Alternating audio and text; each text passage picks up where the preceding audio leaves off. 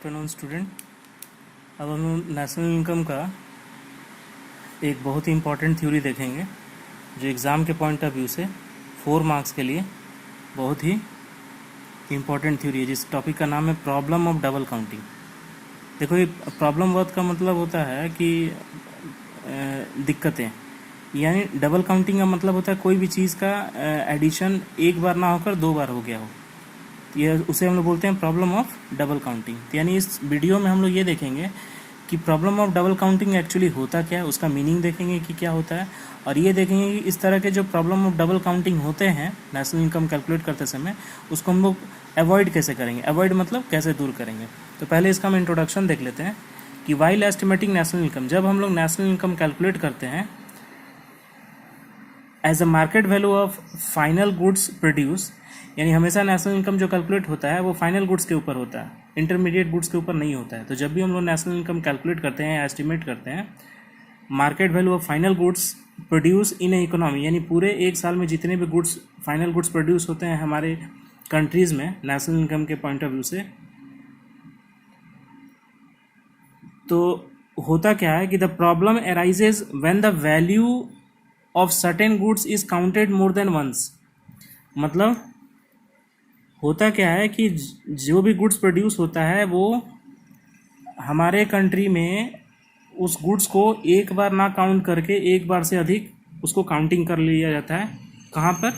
National income calculate करते समय, और तब जाके problem of double counting create होता है, and it's create double counting problem.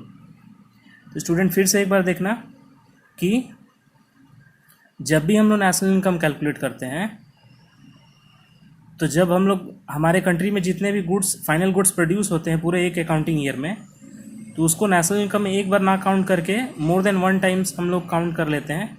इसके वजह से एक प्रॉब्लम क्रिएट होता है, उस प्रॉब्लम को हम लोग बोलते हैं प्रॉब्लम ऑफ डबल काउंटिंग। तो स्टूडेंट इस चीज़ को हम एक एग्जाम्पल से क्लियर करेंगे। ये एग्जाम्पल हम ऑलरेडी पहले आपको डिस्कस कर चुके हैं, फिर से उसको हम रिपीट कर रहे हैं। मान लेते हैं कि एक फार्मर है, वो अपने खेतों में वीट का प्रोडक्शन किया, गेहूं का, और उसको वो 400 रुपये में किसी को बेच दिया। तो उस फार्मर के लिए 400 रुपये जो है वो क्या है? फाइनल गुड्स हुआ। उसी तरह फ्लोर मिल, आटा चक्की, जहाँ पर गेहूं को आटे में कन्वर्ट किया जाता है, फ्लोर मिल वाला क्या किया, उसी फार्मर से उसका 400 रुपये का गेहूँ क्या किया, खरीद लिया, और उसको क्या किया, वो फ्लोर में कन्वर्ट कर लिया। फ्लोर मतलब आटे में, और उसको क्या किया, वो 600 रुपये में मार्केट में सेल कर दिया। तो उस आटे चक्की वाले के लिए वो 600 रुपये क्या है, एक तरह का वो फाइनल गुड्स हुआ। अब वो आटे चक्की वाले से एक बेकर वाला जिसका काम है बिस्किट और केक बनाना, वो 600 रुपये में वो ख़रीदा, और केक बनाकर उस केक को मार्केट में वो कितने में बेच दिया? 800 रुपये में। तो वो बेकर के लिए 800 रुपये क्या होगा? फाइनल गुड्स हो गया। उसी तरह वो बेकर से वो केक कौन खरीदा? शॉपकीपर। और शॉपकीपर ने क्या किया, उसमें certain profit of margin add करके कस्टमर को 900 रुपये में बेच दिया। तो वो शॉपकीपर के लिए 900 रुपये फाइनल गुड्स हो गया। फिर वो कस्टमर क्या किया, वो शॉपकीपर से 900 रुपये में गुड्स खरीद के लाया और घर पे उसको खुद कंज्यूम किया। तो ये एक एग्जांपल दिया गया है यहाँ। इस एग्जांपल में ही हो क्या रहा है कि एक गुड्स को मोर देन 1 टाइम्स काउंट किया जा रहा है, जबकि ऐसा नहीं होना चाहिए। अगर ऐसा हो रहा है तो वो क्या है? प्रॉब्लम ऑफ डबल काउंटिंग है। ठीक है। तो स्टूडेंट एक चीज़ पहले एक कीवर्ड देख लेते हैं कि प्रॉब्लम ऑफ डबल काउंटिंग कैसे नहीं होगा। एक चीज़ याद रखना कि गुड्स हमेशा प्रॉब्लम ऑफ डबल काउंटिंग, अगर फाइनल गुड्स ऐड हो रहा है तो नहीं होगा, कोई भी एंड यूज़र अगर यूज़ कर रहा है तो नहीं होगा, और उस गुड्स में वैल्यू एडिशन नहीं होना चाहिए। अगर वैल्यू एडिशन हो रहा है तो वैल्यू एडिशन नहीं होना चाहिए, अगर वैल्यू एडिशन हो रहा है तो डबल काउंटिंग का प्रॉब्लम होगा। यानी ये 3 कीवर्ड्स जो हैं इंपॉर्टेंट कीवर्ड्स हैं जो प्रॉब्लम ऑफ डबल काउंटिंग को इफेक्ट नहीं करते हैं। इस चीज़ को, तीनों कीवर्ड्स को ध्यान में रखना है। अभी स्टूडेंट गौर करना कि यहाँ पे हमने कुछ वैल्यू लिया हुआ था, वीट 400, 600, 800, 900। तो यहाँ पर कौन से फाइनल गुड्स में कौन सा अमाउंट ऐड किया जाएगा, कौन सा अमाउंट ऐड नहीं किया जाएगा। तो देखना यहाँ 400, 600, 800 और 900, अगर ये चारों वैल्यू का अगर हम ऐड कर देते टोटल अमाउंट कितना है? 2700। ये 2700 फाइनल गुड्स है, जबकि ये फाइनल गुड्स नहीं कहा जाएगा। क्यों? क्योंकि इसमें वैल्यू एडिशन हो रहा है। अभी हमने बताया कि प्रॉब्लम डबल काउंटिंग में वैल्यू एडिशन नहीं होना चाहिए। ठीक है। तो फाइनल गुड्स क्या है, फाइनल गुड्स जो है वो सिर्फ 900 ऐड होगा। 900 कौन सा, जो कंज्यूमर शॉपकीपर से खरीद कर सेल्फ कंजम्पशन कर रहा है, वो सिर्फ 900 नेशनल इनकम में जाकर इंक्लूड होगा, ठीक है, जो कस्टमर यूज़ कर रहा है। और एक चीज़ है कि यहाँ पर एंड यूज़र कौन है, कस्टमर है, क्योंकि कस्टमर जो गुड्स खरीद रहा है उसमें उसके बाद उसके गुड्स में किसी भी तरह का वैल्यू एडिशन नहीं हो रहा, ठीक है। तो यहाँ पर इंटरमीडिएट गुड्स क्या होगा इस वैल्यू में, 400, 600 और 800, ये 400, ये 600 और ये 800, ये तीन वैल्यू जो है वो इंटरमीडिएट गुड्स के कैटेगरी में आएंगे, जो इंटरमीडिएट गुड्स के कैटेगरी में आएंगे जो नेशनल इनकम में इंक्लूड नहीं होंगे। ओके स्टूडेंट, अब देखते हैं आगे। ये तो हो गया कि प्रॉब्लम ऑफ डबल काउंटिंग क्या होता है। अब हम लोग देखते हैं कि ये प्रॉब्लम ऑफ डबल काउंटिंग को हम लोग अवॉइड कैसे करेंगे। अवॉइड मतलब ये double counting more than once times ना हो, तो उसको हम लोग कैसे रेक्टिफाई करेंगे। इसको दो मेथड से हम लोग रेक्टिफाई करते हैं, एक तो फाइनल आउटपुट मेथड और दूसरा है वैल्यू एडेड मेथड।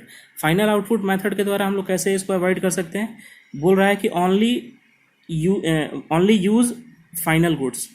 हम लोग नेशनल इनकम में किस तरह के गुड्स को ऐड करेंगे, फाइनल गुड्स को, तो डबल काउंटिंग का प्रॉब्लम नहीं होगा। अगर हम इंटरमीडिएट गुड्स को अगर हम ऐड करेंगे तो डबल काउंटिंग का प्रॉब्लम होगा। यानी वैल्यू ऑफ आउटपुट मेथड के द्वारा हम लोग डबल काउंटिंग को अवॉइड फाइनल गुड्स को ऐड करके कर सकते हैं और इंटरमीडिएट गुड्स को इग्नोर करके कर सकते हैं। वैल्यू एडेड मेथड के द्वारा हम लोग डबल काउंटिंग को अवॉइड कैसे कर सकते हैं, इसका एक फार्मूला होता है value of output minus intermediate consumption, value of output minus intermediate consumption. तो इसका देखना है स्टूडेंट, एक एग्जांपल हमने लिया हुआ है, यहाँ गौर करना। फार्मर का 400, ठीक है, फ्लोर मिल का 200।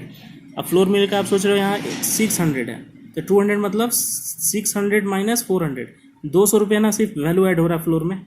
400 के बाद ये 600 हुआ है तो 200 वैल्यू बढ़ा है ना, तो फ्लोर मिल का 200, बेकर का 200, उसी तरह उसका डिफरेंस, बेकर का 800 और 600 इसका डिफरेंस 200, ठीक है। शॉपकीपर का 100, शॉपकीपर का 100 कैसे, केक का 800 था, शॉपकीपर का 900, दोनों का डिफरेंस कितना है 100, तो यहाँ 100 शॉपकीपर का, तो टोटल वैल्यू हो गया 400, 200, 200 प्लस 100, टोटल वैल्यू कितना हो गया 900, टोटल वैल्यू हो गया 900, जो ये 900 नेशनल इनकम में जाकर इंक्लूड होगा। तो ये मेथड क्या कहलाया, वैल्यू एडेड मेथड। ये हो गया आपका वैल्यू एडेड मेथड। तो यानी हमने यहाँ क्या बताया, स्टूडेंट फिर से एक बार देखना है, यहाँ पर फाइनल गुड्स में कौन सा वैल्यू ऐड होगा, इसका 400, इस दोनों के बीच का डिफरेंस 200 यानी 600, फिर इस दोनों के बीच का डिफरेंस 200 यानी 800, और फिर इस दोनों के बीच का डिफरेंस 900। तो अल्टीमेटली मेरे कहने का मतलब ये हो गया कि कस्टमर ने शॉपकीपर से गुड्स कितने में ख़रीदा था, 900 रुपीज़ में, और यहाँ पे वैल्यू एडिशन में वैल्यू कितना आ रहा है टोटल 900। यानी हम कह सकते हैं कि कस्टमर जिस प्राइस पे कस्टमर मार्केट से गुड्स खरीदता है वही वैल्यू जाकर नेशनल इनकम में इंक्लूड होना चाहिए। इन लोगों का जो वैल्यू है, फार्मर, फ्लोर मिल, बेकर और शॉपकीपर का, ये वैल्यू नेशनल इनकम में इंक्लूड नहीं होना चाहिए। अगर ये वैल्यू इंक्लूड हो रहा है तो प्रॉब्लम ऑफ डबल काउंटिंग नहीं होगा। अगर इन लोगों का डिफरेंस वैल्यू अगर ऐड हो रहा है, क्योंकि अगर देखा जाए तो ये कस्टमर का जो 900 का जो वैल्यू है, इसमें farmer, flour mill, baker and shopkeeper सबका वैल्यू इस 900 में ऑलरेडी इंक्लूडेड है। अगर ये इंक्लूड करने के बाद इनका भी वैल्यू अगर इंक्लूड करते हैं तो फिर हमें प्रॉब्लम फेस करना होगा, problem of double counting. Okay student, thank you very much.